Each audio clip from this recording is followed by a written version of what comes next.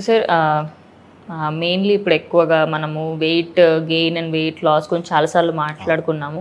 But recent టైమ్స్లలో మనకు social మీడియాలో ఎక్కడ చూసినా కూడా అనంత్ అంబానీ గారే కనిపిస్తూ ఉన్నారు.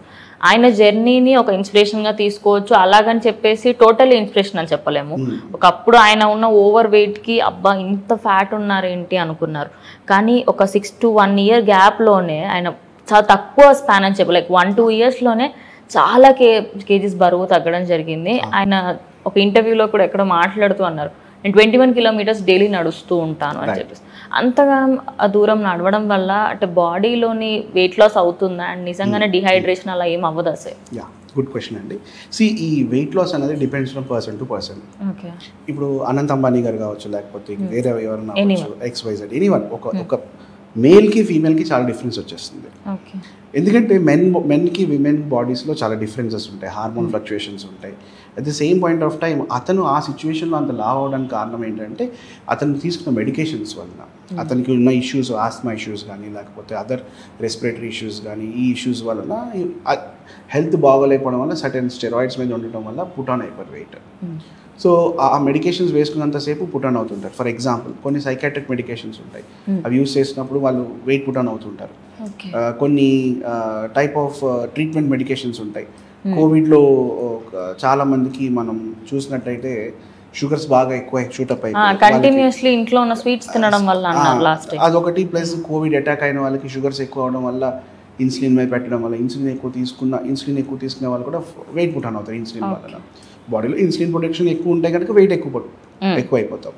సో దానివల్ల కూడా వెయిట్ ప్రొడ్యూస్ అవుతుంది. అయితే ఆ రూట్ కాజ్ తెలుసుకోవాలి మనం, ఏంటి కారణం, అదేమైనా హెల్త్ ఇష్యూవా లేకపోతే లైఫ్ స్టైల్ ఇష్యూనా, మెడికల్ ఇష్యూనా, లైఫ్ స్టైల్ ఇష్యూనా. మెడికల్ ఇష్యూ అంటే మెడికల్ ఇష్యూ పరంగా మనం డీల్ చేయాలి. లైఫ్ స్టైల్ ఇష్యూ అంటే కనుక లైఫ్ స్టైల్ కౌన్సిలింగ్ చేసి వాళ్ళ ఫుడ్ హ్యాబిట్స్ మార్చి CBT అంటాం, కాగ్నిటివ్ బిహేవియరల్ థెరపీ, అది ఇచ్చి వాళ్ళకి పాజిటివ్నెస్ని ఇచ్చి మోటివేషన్ ఇచ్చి టువర్డ్స్ పాజిటివ్ హెల్తీ లైఫ్ వైపు మనం ట్రాన్స్ఫార్మ్ చేస్తాం. అదొకటి. అయితే ఈ 21 kilometers వాకింగ్ లేకపోతే 10 kilometers వాకింగ్, 15 kilometers 10,000 steps అనుకున్నా, ఇవి ఏవైనా కూడా ఒక పర్సన్ టు పర్సన్ డిపెండ్ అవుతాయి. ఫర్ ఎగ్జాంపుల్ ఇప్పుడు ఒక 13 years to 15 years ఓల్డ్ వాళ్ళని తీసుకుంటే కనుక ఈ ఏజ్లో అంటే టీనేజ్లో నుంచి మన అడల్ట్హుడ్ అంటే 13 to 18, 19 వరకు, 20s దాటినంత వరకు 13 to 19, ఈ 6 years 7 years ఏదైతే ఉందో, this is the very specific time physical activity అనేది ఎక్కువ ఉండాలి. బికాస్ గ్రోయింగ్ ఏజ్ కాబట్టి ఈ టైంలో మనం ఎంత ఫిజికల్ యాక్టివ్గా ఉంటే కనుక ఫ్యూచర్లో అన్ని ప్రాబ్లమ్స్ తక్కువగా ఉంటాయి. ఇప్పుడు ఏమవుతుంది అంటే ఆ ఏజ్లో బాగా తగ్గిపోయి మిగిలిన ఏజ్లో కష్టపడుతున్నారు. సో ఇప్పుడు 30 years 40 years వాళ్ళు 21 kilometers చేస్తే కనుక without proper training they might get strokes. ఎందుకంటే cardiac health is very important. So cardio strengthening అంటాం అనమాట. సో అది ఒక సూపర్వైజ్డ్ ట్రైనింగ్లో చేయాలి. సో 21 kilometers నడవగలుగుతున్నారంటే ప్రీవియస్లీ అతను ఈజీగా 5 kilometers నడుచుండొచ్చు ఫస్ట్ డే ఆర్ ఫస్ట్ వీక్లో. సెకండ్ వీక్లో దాని 5ని 6 నెక్స్ట్ లెవెల్ ఒకటేసారి ఎవరు 21 kilometers స్టార్ట్ చేయించారు ఎవరి చేత, ఎందుకంటే ఎవరికి అంత స్టామినా ఉండదు first. So first stamina develop అవ్వాలి, తర్వాత ఎండ్యూరెన్స్ అంటాం, అది డెవలప్ అవ్వాలి, అప్పుడు ఆ లెవెల్కి వస్తారు. సో సార్ ఇప్పుడు అంటే సూపర్విజన్లోనే మనం చెయ్యాలి అని చెప్పేసి మీరు అంటున్నారు. మీరు కూడా చాలామంది పేషెంట్ని చూసుంటారు. సార్ నేను ఎక్కడో విన్నాను, డైలీ ఒక 5 kilometers నడిస్తే ఒక 10,000 steps లైక్ వాచెస్ పెట్టుకొని మరి పర్టికులర్గా టైం తీసుకొని ఎవరో చెప్పారు సార్, ఎక్కడో విన్నాము అని చెప్పేసి చేస్తూ ఉన్నారు. బట్ దానివల్ల వాళ్ళకి సైడ్ ఎఫెక్ట్స్ వచ్చిన తర్వాత అప్పుడు న్యూట్రిషన్స్ దగ్గరికి వెళ్ళి సార్ ఇలా అవుతుంది అని చెప్పేసి అన్ని పేషెంట్స్ చూసారా సార్ మీరు? ఎస్. ఇప్పుడు ఏంటంటే అన్ని గూగుల్, ఏది చిన్న ఇష్యూ వచ్చినా గూగుల్ చూసేస్తున్నారు. డిఫరెంట్ టైప్స్ ఆఫ్ డైట్స్ ఉంటాయి అన్నమాట. ఈ మధ్య ఎక్కువగా మన దగ్గరకు వచ్చిన ఇంటర్మీడియట్ ఫాస్టింగ్ అని చెప్పి చాలా మంది చేయడం స్టార్ట్ చేశారు. దానివల్ల ఏమైంది అంటే తెలియకుండా వాళ్ళకి లో బీపీస్ వచ్చేసి, లేకపోతే ప్రీ డయాబెటీస్ స్టార్ట్ అయిపోయి, బికాస్ బ్రేక్ఫాస్ట్ అవాయిడ్ చేసుకుంటూ లంచ్ డిన్నర్ చేసేవాళ్ళు, ఆర్ లాంగ్ అవర్స్ బాగా ఫాస్టింగ్ చేయడం వల్ల. ఇది person to person dependent again. So నా బాడీ ఎంతవరకు సహకరిస్తుంది, లేకపోతే వేరే వాళ్ళ బాడీ ఎంతవరకు సహకరిస్తుంది, ఇవి చూసుకుని కానీ మనం ముందరికి స్టెప్ వేయకూడదు అనమాట. గూగుల్లో బోల్డన్ ఉంటాయి, 100 ఉంటాయి, అన్నీ మీ పేరు మీద రాసి మీకు ఇది సెట్ అవుతుంది అన్న రాసి మీద మీరు తీసుకోలే. కానీ ఇన్ జనరల్గా రాసినవన్నీ నాకు సెట్ అయిపోతాయని చెప్పి ట్రై చేయొద్దు. అయితే ట్రై చేసే ముందర ఒకసారి ఇవి స్పెషలిస్ట్ ఒపీనియన్ కానీ డాక్టర్స్ ఒపీనియన్ కానీ లేకపోతే మాలాంటి న్యూట్రిషనిస్ట్ ఒపీనియన్ కానీ తీసుకుంటే మేము డిఫరెంట్ టైప్స్ ఆఫ్ ఏరియాస్లో రీసెర్చ్ చేసాం కాబట్టి ఒక ఈ గ్రూప్ ఆఫ్ పీపుల్కి లేకపోతే ఈ ఏజ్ వాళ్ళకి, ఈ బాడీ టైప్ వాళ్ళకి, ఈ డైట్ వాళ్ళకి, ఈ టైప్ ఆఫ్ ఈటింగ్ హ్యాబిట్స్ ఉన్న వాళ్ళకి ఈ యాక్టివిటీ సెట్ అవుతుంది, లేకపోతే ఈ వీళ్ళకి ఇది సెట్ అవుతుంది అని మాకు తెలుస్తుంది. సో అది మేము అడ్వైజ్ చేస్తాం. అది కూడా ఒకేసారి 10,000 స్టెప్స్ చేయమని మేము ఎవరికి చెప్పాం. First start with 4,000 to 5,000 basic steps. 4,000 5,000 basic steps అంటే 3 to 3.5 కిలోమీటర్స్ ఎవరైనా ఈజీగా చేసేయగలుగుతారు వితౌట్ పెద్ద అలసట లేకుండా. 40 minutesలో 3 kilometers ఈజీగా ఎవరైనా క్రాస్ చేస్తారు. నెక్స్ట్ దాన్ని మనం పెంచుకుంటూ వెళ్తాం అనమాట.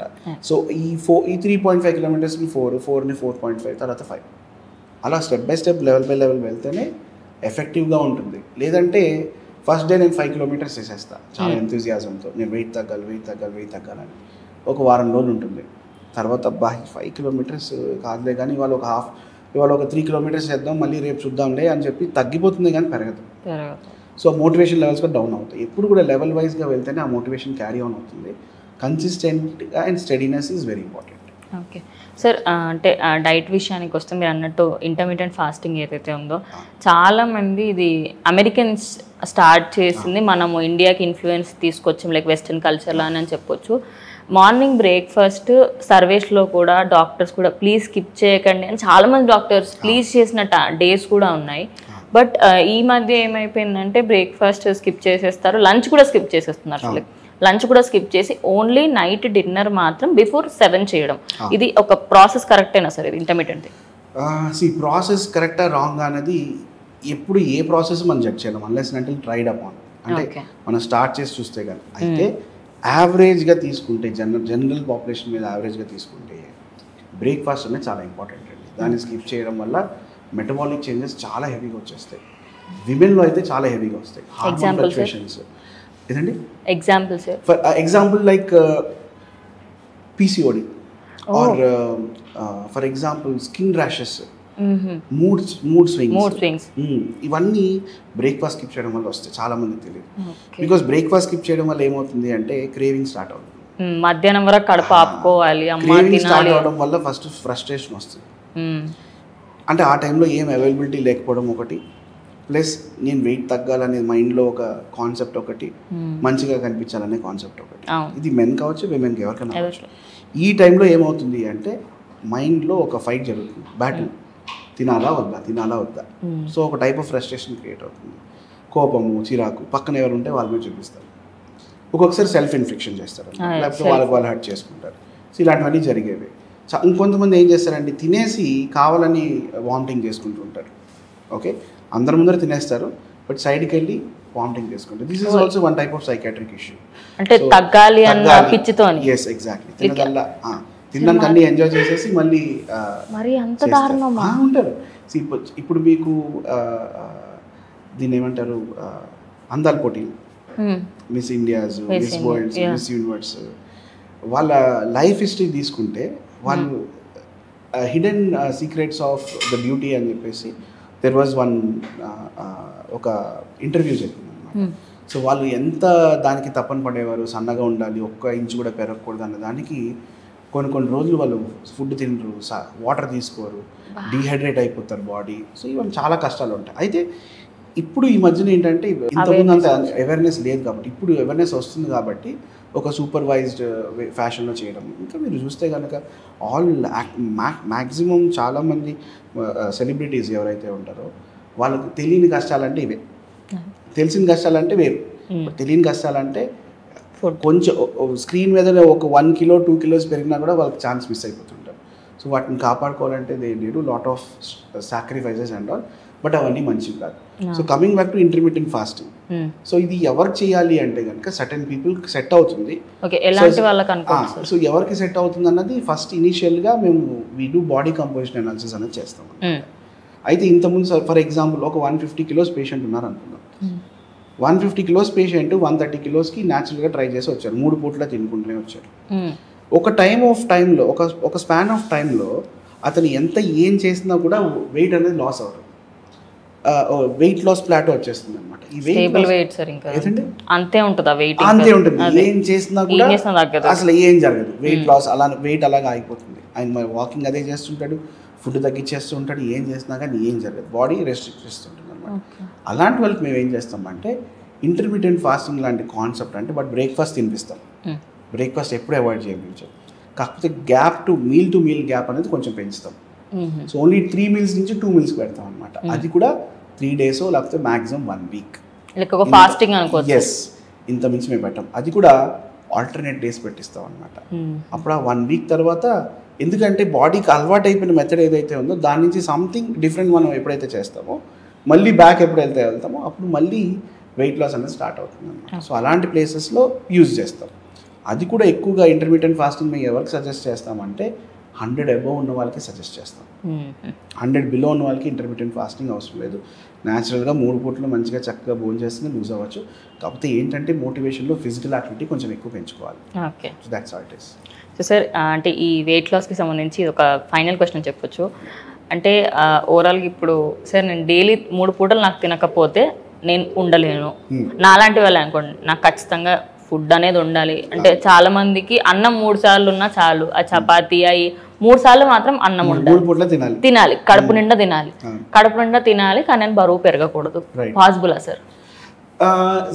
ఇది ట్రిక్కీ క్వశ్చన్ అండి. ఎందుకంటే ఒకటి ఏంటంటే మీరు ఏ టైంలో ఉన్నారు, అది ఏంటది, సైకిల్ టైంలోనా, ఆఫ్ ద సైకిల్ టైంలోనా. విమెన్కి అయితే, మెన్కి అయితే what are the timings of shifts. For example morning shift and night shift. Night shift చేసే వాళ్ళకి వేరేగా బాడీ బయాలజికల్ సైకిల్ ఒకలా సెట్ అయి ఉంటుంది, మార్నింగ్ షిఫ్ట్ చేసే వాళ్ళకి ఒకలా సెట్ అయి ఉంటుంది. అయితే ఇవి ఎలా ఉన్నా కూడా కామన్గా ఉండాల్సింది ఏంటంటే ఫిజికల్ యాక్టివిటీ. మీరు ఏదైనా తినండి, ఒక పూట బిర్యానీ తినండి, ఓ రాత్రి పూట ఫుల్గా తినండి, పొద్దున్న లైట్గా ఒక ఇడ్లీ తినండి, కానీ ఆ రోజు అట్లీస్ట్ ఒక 1 hour మనం ఫిజికల్ యాక్టివిటీ చేసామా లేదా, ఈ కాన్సెప్ట్ కనుక ఉంటే కనుక మీరు ఒక 2 స్పూన్లు 3 స్పూన్లు ఎక్కువ తిన్నా కానీ వెయిట్ పెరుగుతారనే బాధ పెట్టుకోకర్లేదు. ఓకే.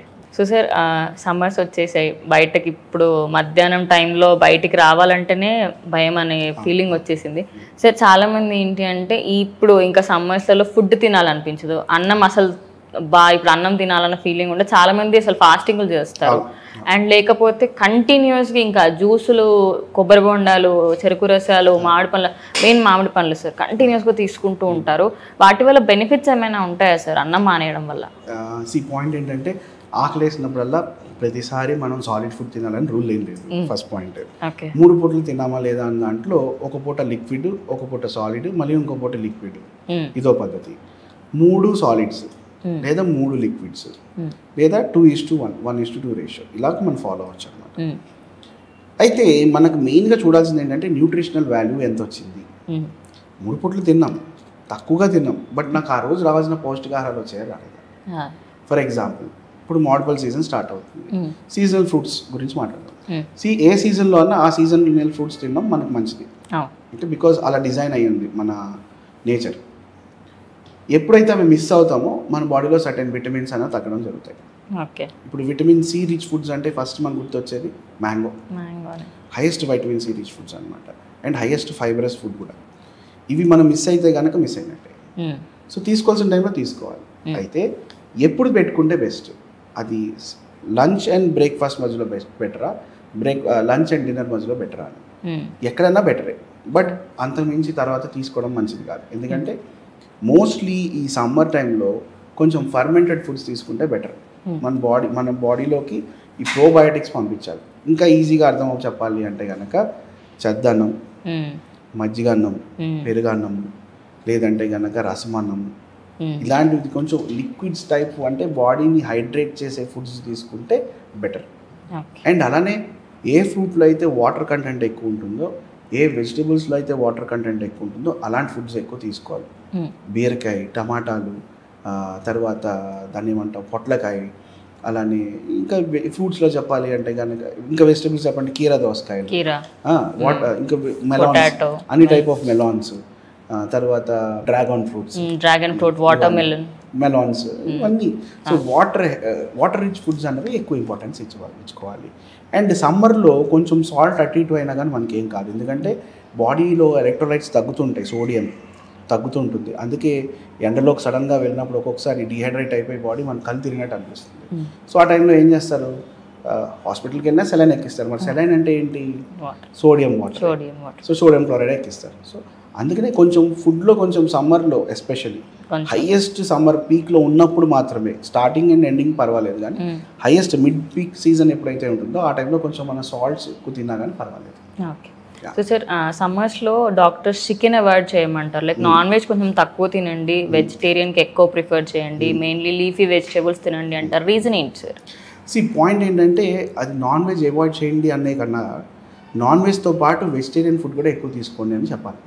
ఎందుకంటే ఎక్కువ హై ప్రోటీనేషియస్ ఫుడ్స్ ఏవైతే తీసుకుంటామో వాటితో పాటు మనకు ఫైబర్ అనేది సరిగ్గా లేకపోతేనే మన బాడీలో ప్రోటీన్ అన్నది ఎక్కువసేపు ఉండటం వలన బాడీ హీట్ ఎక్కువ అవుతుంది అనమాట. అంటే పదే బాడీ దాన్ని ప్రాసెస్ చేస్తూ ఉంటుంది అనమాట. ఈ ప్రాసెస్లో హీట్ లిబరేట్ అవుతుంది కాబట్టి బాడీ వేడైపోయింది అంటారనమాట. సరిగ్గా వాటర్ అమౌంట్ తీసుకోకపోయినా, సరిగ్గా లిక్విడ్స్ తీసుకోకపోయినా కానీ మనకి అల్సర్స్ కానీ, లేకపోతే హీట్ బాయిల్స్ ఇలాంటి రావటం కానీ, వేడి చేసి మూత్రంలో మంట రావటం కానీ ఇలాంటివన్నీ జరుగుతుంటాయి అన్నమాట. లేకపోతే చాలామందికి ఇలాంటి టైంలోనే ఎక్కువ పైల్స్ ఇష్యూస్ రావటము, లేకపోతే కాన్స్టిపేషన్ ఇష్యూస్ రావటం వలన ఇలాంటి ఇష్యూస్ అన్నీ వస్తుంటాయి. So water rich foods, hydration is very important.